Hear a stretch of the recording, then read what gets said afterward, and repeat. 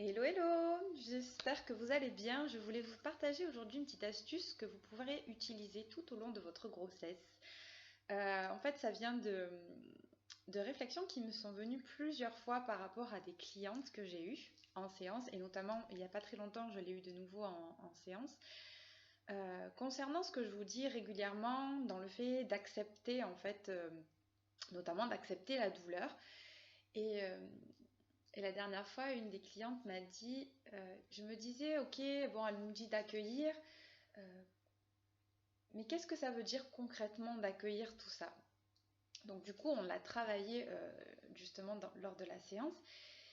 Et une autre cliente qui avait, elle, fait du coup tout le programme, justement, me disait que ce qu'elle avait pu apprendre concernant l'accueil de la douleur, voilà, respirer avec la douleur, être dans la douleur, se laisser traverser par la douleur et non pas lutter contre.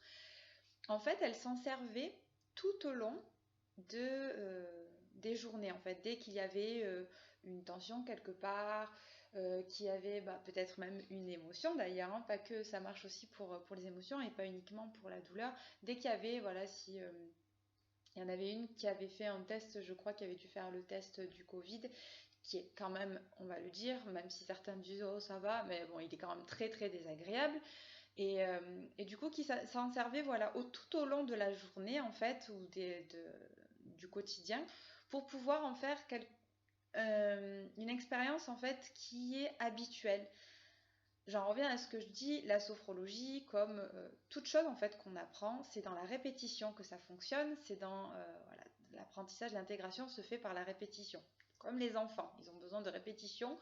Hein, ceux qui sont déjà parents sauront de quoi je parle ou qui ont travaillé avec les enfants. Vous savez très bien qu'il faut répéter, répéter, répéter pour que l'information soit vraiment comprise et intégrée. Et pour nous, c'est pareil.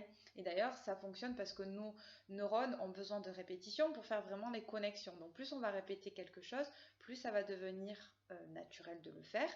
Et moins on aura besoin d'y mettre aussi notre mental. Donc, ce que je vous dis là, d'apprendre à accueillir les choses, accepter les choses, plus vous allez le faire continuellement à chaque nouvel événement qui va se présenter à vous, chaque nouvelle tension, chaque nouvelle émotion. Sorry. Du coup, vous allez pouvoir